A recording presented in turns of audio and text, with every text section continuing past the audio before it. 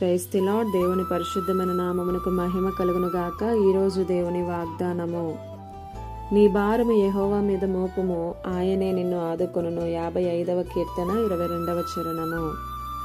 ఈ ఉదయకాల సమయంలో దేవాతి దేవుడే మనందరితో మాట్లాడుతున్నాడు. నీ భారము యెహోవా మీద మోపుము, ఆయనే నిన్ను ఆదుకొనును అని. అంటే దేవుడే అంటున్నాడు, నీ భారము నాకివ్వు, నేనే నిన్ను ఆదుకుంటాను అని.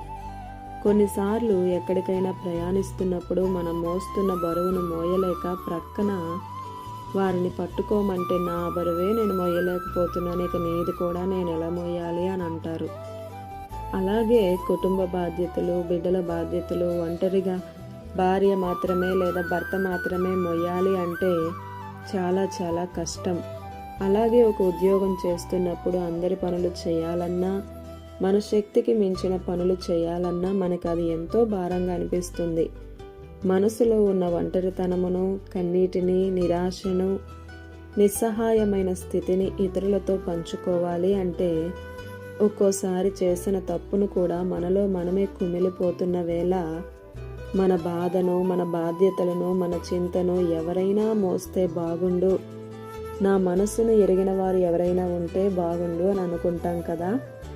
అయితే మన దేవుడు ఎల్లవేళలా నీ నా భారము వహించడానికి సంసిద్ధుడు కనుక వాగ్దానం వింటున్న ప్రియ సహోదరుడా, సహోదరి, నీ భారము ఆయనకివ్వు. ఏ సమస్య అయినా, ఏ కష్టమైనా ఆయన తీర్చగలిగిన సమర్థుడు కనుక విశ్వాసముంచు. నీ భారాన్ని తీయగలిగిన వాడు ఒకడున్నాడని గుర్తుపెట్టుకో, ఆయనే నజరేయుడైన యేసుక్రీస్తు. ఆమేన్.